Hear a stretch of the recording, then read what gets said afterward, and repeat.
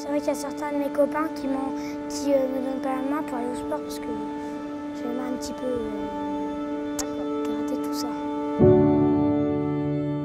Aujourd'hui, on a fait une exposition pour la dermatite atopique et l'eczéma atopique à Lille, après Paris et Nancy, pour faire connaître cette pathologie à tout le grand public, aux patients, aux proches, aux familles, aux aidants, leur faire comprendre ce que vivent au quotidien les patients.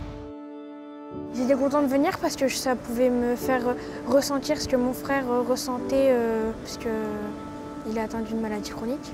Mais c'est dur quand même de se mettre à sa place. C'est juste que en fait, mon frère il a une maladie et moi non, donc voilà, je trouve ça un peu injuste. Cette exposition, elle est faite pour faire reconnaître cette pathologie. On y retrouve 3 grandes bulles, des bulles qui permettent de partager le quotidien des patients, une bulle chambre, une bulle bureau et une bulle salle de bain, afin de faire comprendre et de donner des conseils du quotidien aux patients, à leurs proches, aux familles.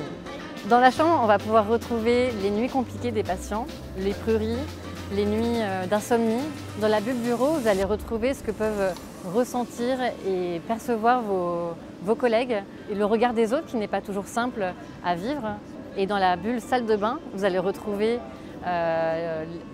les séances d'émollients à appliquer sur tout le corps, ainsi que le regard de soi-même dans le miroir tous les matins. Je m'appelle Julien Mottet. Alors j'ai une dermatite atopique. Vivre avec une dermatite atopique, ça signifie avoir une peau très fragile et qui, si vous faites n'importe quel type d'excès, va rougir, s'enflammer et vous allez avoir envie de vous gratter. Donc l'enjeu, c'est de trouver un mode de vie, un mode de fonctionnement au niveau de l'alimentation, au niveau du travail, l'adapter pour que vous puissiez vivre normalement, comme tout le monde, mais en tenant compte que vous êtes quelqu'un de sensible. Voilà.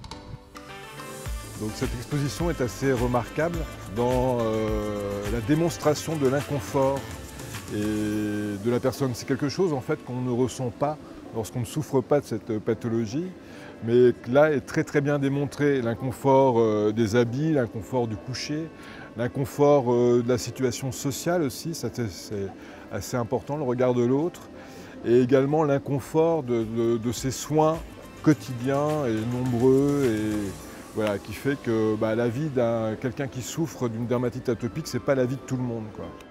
Je m'appelle Agnès, j'ai 38 ans et j'ai un fils de 8 ans qui souffre d'eczéma. Alors il n'est pas simple d'accompagner un enfant qui souffre d'eczéma. Alors l'exposition se déroule par étapes, on est chaleureusement accueillis et accompagnés dans chaque étape. Ces étapes représentent un petit peu le quotidien de la personne qui souffre d'eczéma et ça m'a donné des petites astuces pour répondre à ses besoins.